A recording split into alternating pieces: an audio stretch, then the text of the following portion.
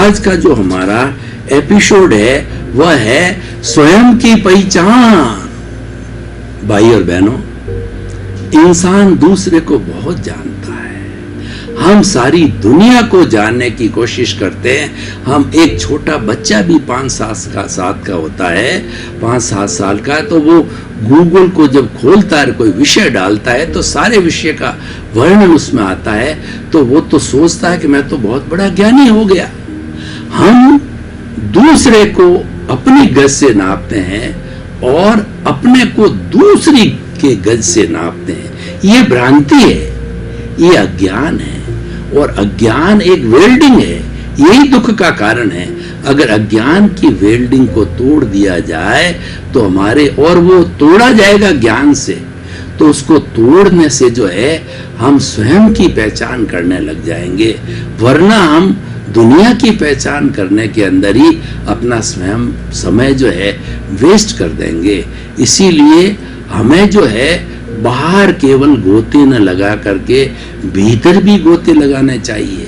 हमारे सामने दो तरह के जगत है, एक तो बाह्य जगत है और एक भीतर का जगत है। बाह्य जगत है हमारा व्यवहार जगत है, ये हम पीछे से लेकर के आते हैं। माँ के पेट के जन्म से मृत्यु तक जाते हैं, तो इस बाह्य जगत में हमारा हिसाब चुकता होता है।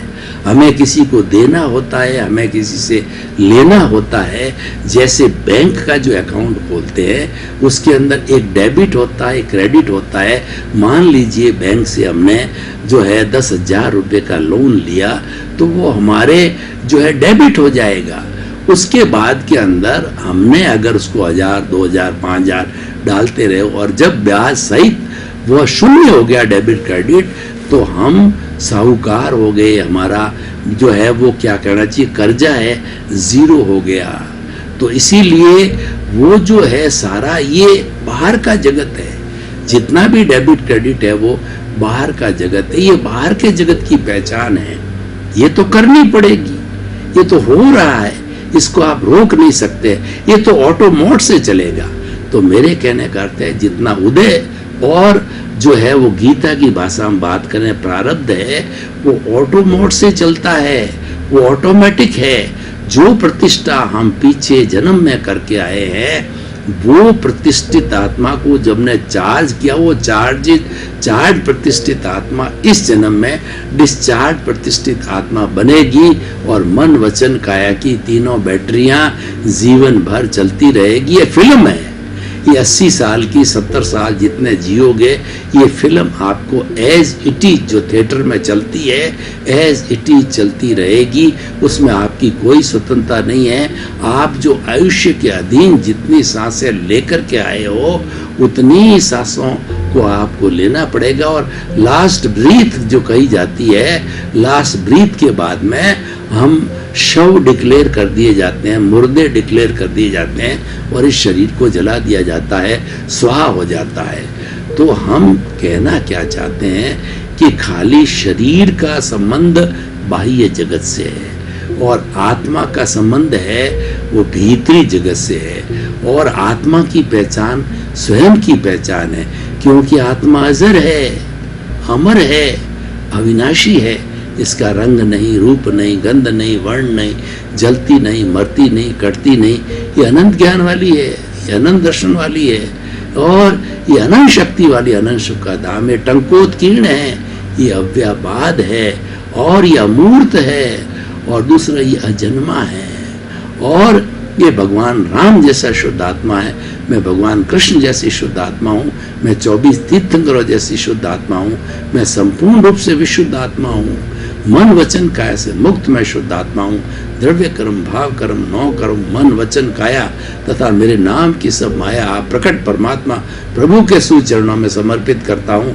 हम जब ज्ञान लेते हैं और हमें सदगुरु ज्ञान देते हैं तो हमारी सारी सत्ता को उनके चरणों में भेंट कर देते हैं। हम निष्काम कर्म वाले बन जाते हैं, हम अकर्ता बन जाते हैं और हम जो है वो no ownership, no doership, no blame, no claim, सारी जो है हमने गुरु के चरणों में और जो प्रकट जो है वो जो है वो ज्ञानी पुरुष के चरणों में समर्पित कर देते हैं। जब वो कृपा से हमको ज्ञान देते हैं और उसकी कृपा से जो है हमारा जितना अनंतानुबंधी मोह है उसको वो जहर की थैली को अपने ज्ञान के माध्यम से कृपा से उसको फेंक देते हैं और हमारे नए कर्मों का बंधन रुक जाता है।